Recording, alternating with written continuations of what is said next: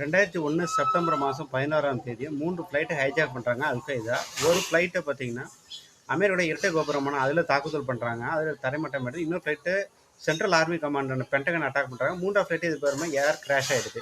இதனால அமெரிக்கா வந்துட்டு அல்கைதாவோட chief கமாண்டரான Osama bin லாடன் தேடி ஆப்கானிஸ்தான் வராங்க. இந்த ஆப்கானிஸ்தானில் டோராபோரா மலைன்னு இருக்குது. அந்த டோராபோரா மலையை தான் உழைஞ்சிருக்கிறது அவங்களுக்கு இன்டெலிஜென்ஸ் ரிப்போர்ட் கிடைக்குது. இதனால அமெரிக்காவுடைய ஜெனரல் ஃப்ராங்க்ஸ் தலைமையில் படையை தட்டிட்டு வராங்க. அப்போ படையெல்லாம் சுற்றி வளைக்கப்படுது. அப்போ என்ன பண்ணுறாங்கன்னா, அப்போ ஒரு டிரான்ஸ்லேட்டர் வச்சுருக்காங்க, இவரோட மொழி புரியல அங்கே உள்ள மக்களுக்கு அப்படின்னு சொல்லிட்டு அந்த நாட்டு மொழியில் பேசி அவங்களெல்லாம் பெண்கள் குழந்தைகள்லாம் அப்ரூவ் பிற்பாடு நம்ம ஆப்ரேஷனை கேரி அவுட் பண்ணலாம் அப்படின்னு சொல்கிறாங்க. உடனே ஜெனரல் ஃப்ராங்க்ஸ் வந்துட்டு அதை ஏற்றுக்கிட்டு எல்லா குழந்தைங்களும் போகட்டும், பெண்களும் போட்டுன்ட்டு எல்லாருமே பெண்கள்லாம் படுதா தானே போட்டிருப்பாங்க. அந்த டயத்தில் தான் ஒசாமா பின் லாடன் படுதா போட்டு எஸ்கேப் ஆகிட்டதா சிஐஏ ஆஃபீஸரான ஜான் வந்துட்டு ஒரு டிவி இன்டர்வியூவில் கொடுத்துருக்குறாரு.